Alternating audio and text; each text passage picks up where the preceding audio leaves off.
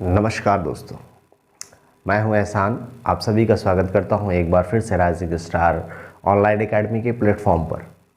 आज बात कोरोना की, तो चलिए आज की बात को हम शुरुआत करते हैं चाइना के उस शहर से जहां से इसकी शुरुआत हुई। शहर का नाम वुहान। वहाँ पर सबसे पहले इस वायरस की पुष्टि की गई कि एक कोरोना नाम का एक बीमारी है जो कि यहाँ पर फैल रही है। 23 जनवरी 2019 को सबसे पहले चाइना के प्रशासन ने वुहान शहर से यातायात के सारे संबंध तोड़ दिए और लगभग 1 करोड़ की आबादी को वहाँ पर छोड़ दिया, एक लॉक कर दिया। धीरे धीरे ये बीमारी अनेक देशों में भी पाई जाने लगी। फिर WHO विश्व स्वास्थ्य संगठन ने 30 जनवरी 2019 को इसे महामारी के रूप में घोषित किया और कहा कि यह पूरे विश्व के लिए एक महामारी है। और वहीं से शुरुआत होती है इस भयंकर बीमारी का दौर। आइए तो अब हम पहले सवाल की ओर चलते हैं कि ये कोरोना क्या है। जानते हैं कि इसके बारे में क्या क्या चीज़ें आती हैं। तो चलिए हम लोग देखते हैं कि कोरोना क्या है।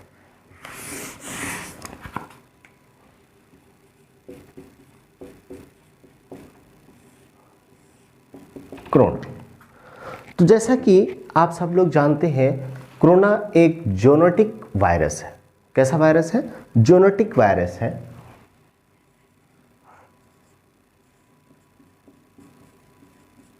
ज़ूनोटिक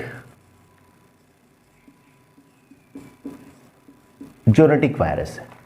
ये एक ऐसा वायरस है जो कि पशुजन्य है। पशुजन्य का मतलब वो वायरस जो पशुओं के द्वारा फैला हो या उत्पन्न किया हो। अब बात ये आती है कि ये वायरस किस किस को नुकसान पहुंचा सकता है। तो देखो बेटा, यहाँ पर ये वायरस पशुओं को तथा इंसानों को, दोनों को ये इन्फेक्ट कर सकता है। ठीक है ना?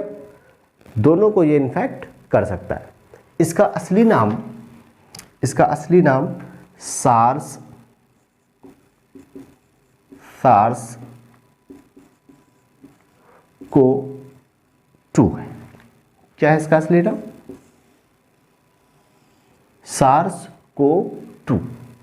अब कहने का मतलब यहां पर यह है कि इस वायरस से फैलने वाली जो बीमारी है, उस बीमारी को हम कोरोना कहते हैं। ठीक है ना? क्या कहते हैं? कोरोना कहते हैं। यानी इस वायरस के द्वारा फैलने वाली बीमारी को हम कोरोना कहते हैं। और इसे हम लोग क्या कहते हैं? इसका पूरा नाम क्या है? कोरोना डिजीज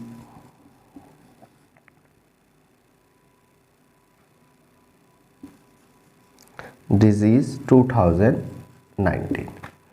शॉर्टकट में इसको क्या बोलते हैं? कोविड-19। तो पहला सवाल जो था कि कोरोना क्या है, तो उसका जवाब है कोरोना एक प्रकार का वायरस है जो कि ज़ूनोटिक वायरस है, जो कि पशुओं के द्वारा फैलता है और उत्पन्न किया जाता है। और ये पशुओं और इंसानों दोनों को ये इन्फेक्ट कर सकता है। इसका असली नाम सार्स को 2 है और इससे होने वाली बीमारी को कोरोना डिजीज 2019 के नाम से जाना जाता है, जिसे शॉर्ट फॉर्म में कोविड-19 कहते हैं। अब बात यहाँ पर यह आती है कि ये इन्फेक्ट कैसे करता है, ये हमारे लिए इतना नुकसानदेह क्यों है, कैसे ये इतना नुकसान पहुँचा रहा है। तो देखो बेटा, आप सब लोगों ने एक चित्र देखा होगा। एक ऐसे चित्र बन के आता है, उसके ऊपर यहाँ पे कुछ इस प्रकार के सिम्टम्स लगे होते हैं। इसके बीच में यहाँ पे इसका आरएनए पाया जाता है। क्या होता है? आरएनए। इसके ऊपर यहाँ पे स्पाइस प्रोटीन, स्पाइस प्रोटीन का कवर होता है। क्या होता है? स्पाइस प्रोटीन का कवर होता है। ये जो लगे होते ना, ये स्पाइस प्रोटीन होते हैं। यानी कहने का मतलब ये है कि कोरोना हमारे प्रोटीन के लेयर से ढका हुआ एक वायरस है। अब होता यह है कि जब ये हम और आप जब किसी ऐसे इन्फेक्टेड व्यक्ति के संपर्क में आते हैं तो वहाँ से जो वायरस है वो हमारे नाक या मुंह के गले के थ्रू हमारे फेफड़े तक पहुँचता है। कहाँ तक पहुँचता है? फेफड़े तक। अब सपोज दैट कि हमारे जो फेफड़े होते हैं वो कुछ इस प्रकार से होते हैं, आप सब लोग जानते हैं। फेफड़ों के ऊपर अंदर हमारे एक एक्सेप्टर्स पाए जाते हैं, कुछ इस प्रकार से, ऐसे छोटे छोटे लेयर्स टाइप के एक्सेप्टर्स होते हैं। इनको हम लोग क्या बोलते हैं? एक्सेप्टर।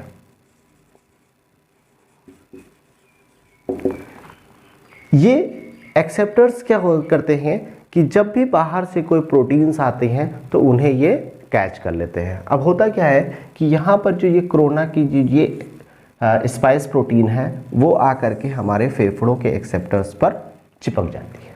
क्या करते हैं? फेफड़ों के एक्सेप्टर्स पर चिपक जाते हैं।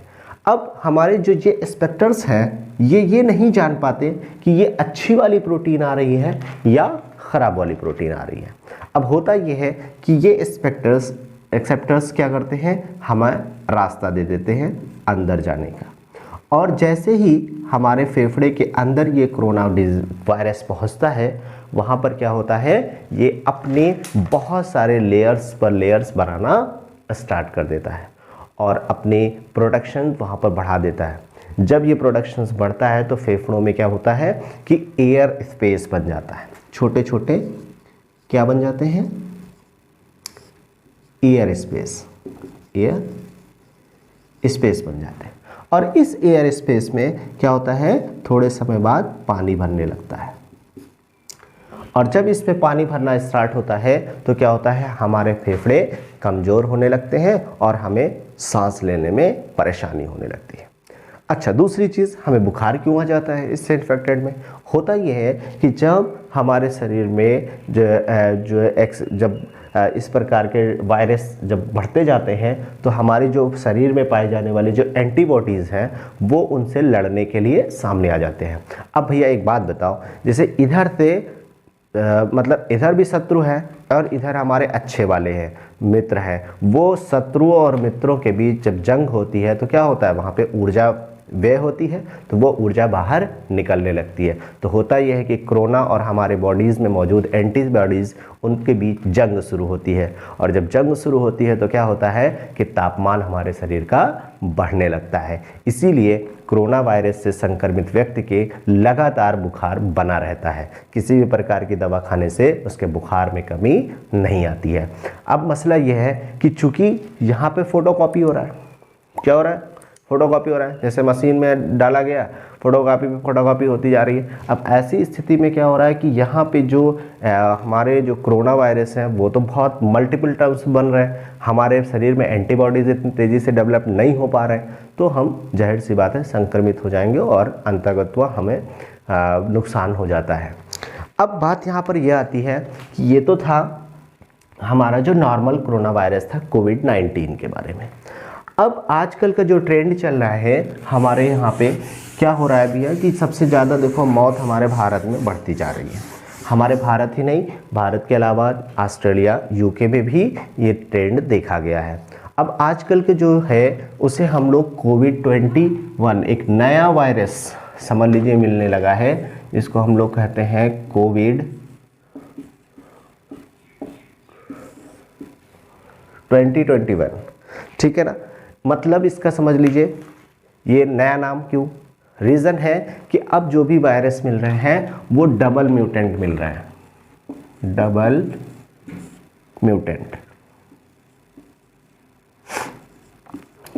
म्यूटेंट वायरस मिल रहे हैं। ठीक है ना। यानी जो हमारा कोरोना है उसने क्या किया, डबल म्यूटेंट बन गया है, अर्थात उसने अब दवाओं से और जो हमारी जो इम्यूनिटी पावर है उससे भी लड़ना सीख गया है। अर्थात क्या होता है, जब अपने कोई वायरस अपने लंबे समय तक जीवित रहने के लिए अपने जीनोम्स में बदलाव कर लेता है, तो ऐसे हम लोग वायरसेस को हम लोग डबल म्यूटेंट वायरस कहते हैं। अब इसमें हुआ क्या है, अभी हमारे कुछ वैज्ञानिकों ने ऐसे वायरस को एक नए नाम से दे दिया गया है जिसे हम लोग कहते हैं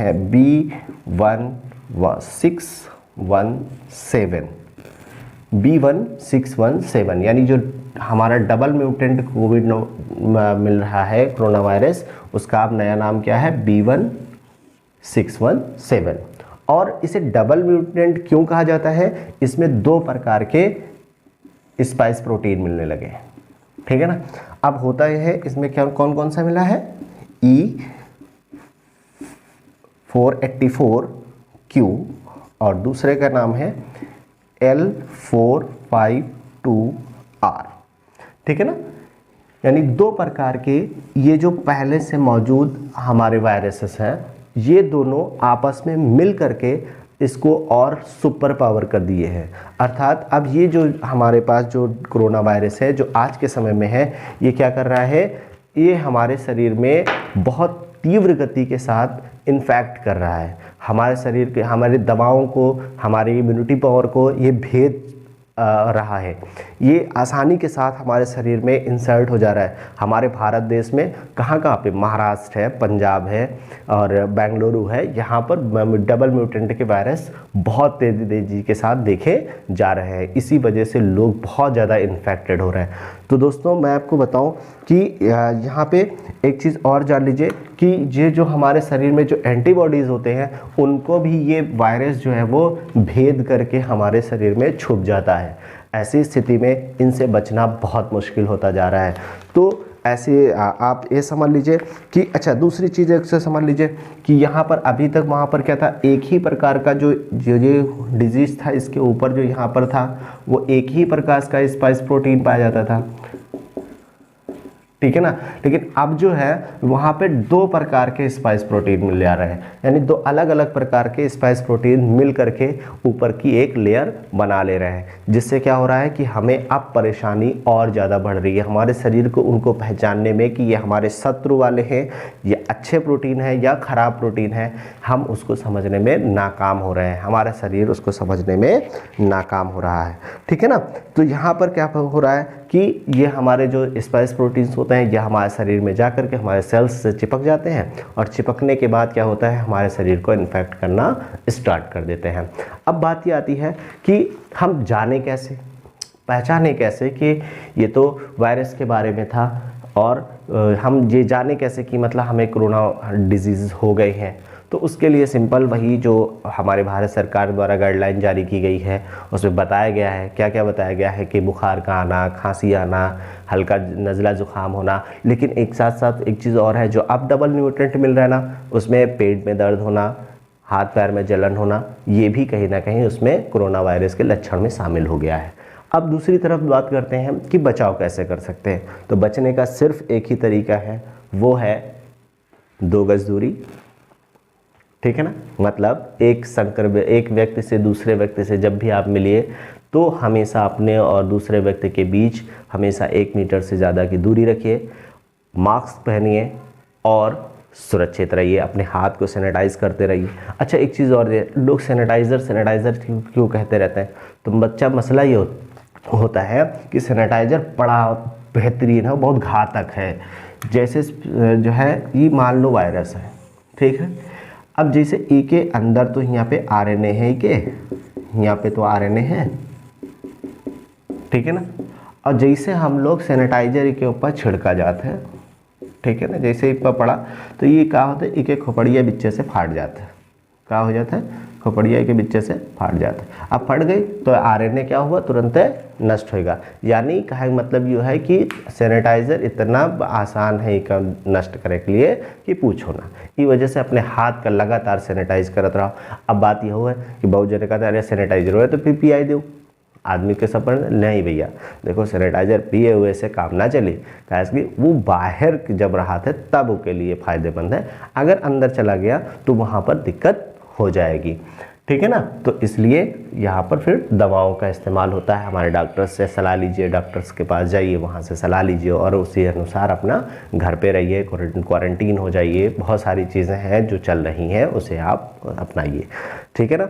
अब बात ये आती है एक चीज़ और कि क्या मास्क पहनने से 100%, एक सवाल है कि क्या 100% हम मास्क लगाने से बच सकते हैं? तो ऐसा बिल्कुल भी नहीं है। 100% मास्क लगाने से बच नहीं सकते, केवल 75% चांसेस ऐसे हैं कि आपके संक्रमित होने की दर कम हो जाएगी, ठीक है ना। लेकिन हाँ, एक बात और है कि मास्क लगाने का मतलब ये नहीं है कि जब आप अकेले हों तब भी मास्क लगाए रहें, ऐसा बिल्कुल नहीं है। मास्क लगाने से भी आपके फेफड़े में हवा की जो गति है जो अंदर जाने की, वो कम होती है। तो इसलिए जब आप भीड़ भाड़ में जाएं, जब आप किसी से मिल रहे हों, जब आप भीड़ भाड़ वाले स्थान पर हों, तब मास्क का प्रयोग करें। यदि आप अकेले हों तो मास्क का प्रयोग ना करें, ठीक है ना। तो पहली बात, ये मेरा संदेश है, घर पर रहें, सुरक्षित रहें, मस्त रहें। Thank you.